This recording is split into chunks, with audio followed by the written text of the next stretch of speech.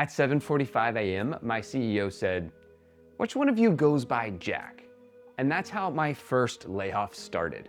7 months later, it happened all over again. I almost quit tech sales entirely. But what I learned from 2 layoffs turned into my best job ever.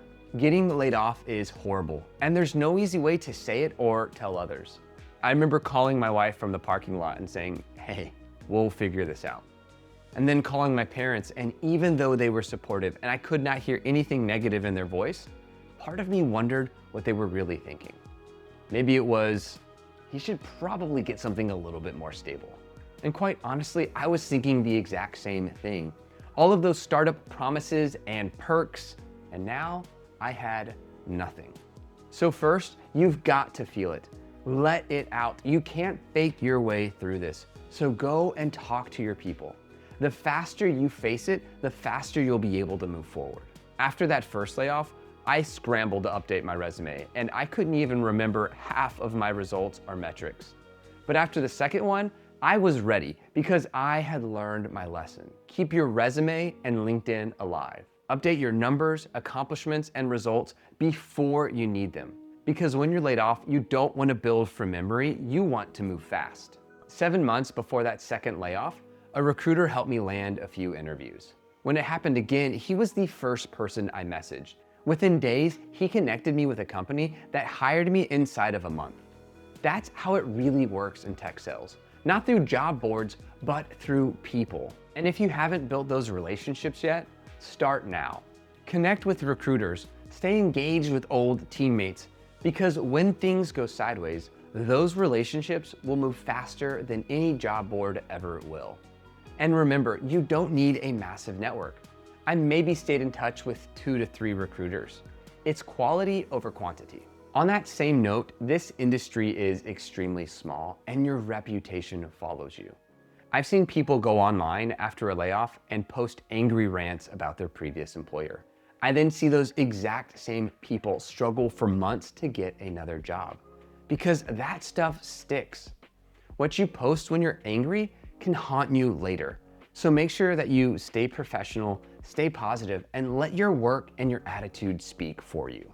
After the first layoff, I probably applied to 50 plus jobs. And I know that I bombed interviews because I was desperate. After the second, I hit a low point. I started wondering if I was even good at this. Maybe I'd never be a great AE. Maybe I should just quit sales entirely. I actually started training to become a sales engineer because I wrongly thought that they had less pressure and fewer layoffs. So I interviewed for SE roles. I was ready to walk away from being an AE forever. But the only reason why I was able to even consider this is because we had prepared financially. When I was making $90,000 base, we were a 1-car family and I rode my bike to work. Not because I wanted to, but because we were paying off debt and building savings. When the second layoff came, we had some runway, and that cushion made all the difference. Because when you're not desperate financially, you make better decisions and you interview from a place of confidence and not out of fear. But even with that runway, I almost made the wrong call for me. I was training to be an SE, not really because I wanted to be one, but because I didn't think I was cut out to quarterback the whole sales process. But something stopped me. Maybe it was stubbornness, maybe it was fear of regret. Either way, I gave being an AE one more shot. I doubled down, kept learning, kept sharpening my skills. And that second layoff led me straight to Exonius, the best run of my career. The most money I'd ever made, the most growth I'd ever had. If I'd let fear push me into that SE role, I would have missed everything that came next. Sometimes the thing you're running from is the exact thing you should actually be running towards. Look, I almost quit. I almost took the safe path, like there even is one. But I'm so glad I didn't. Because those 2 layoffs weren't the end. They were the setup for everything that I'd been working for in my career.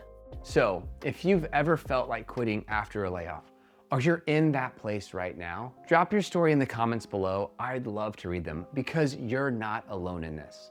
And if you want to crush your next interview, watch this video now. I'll walk you through exactly how to prep the right way.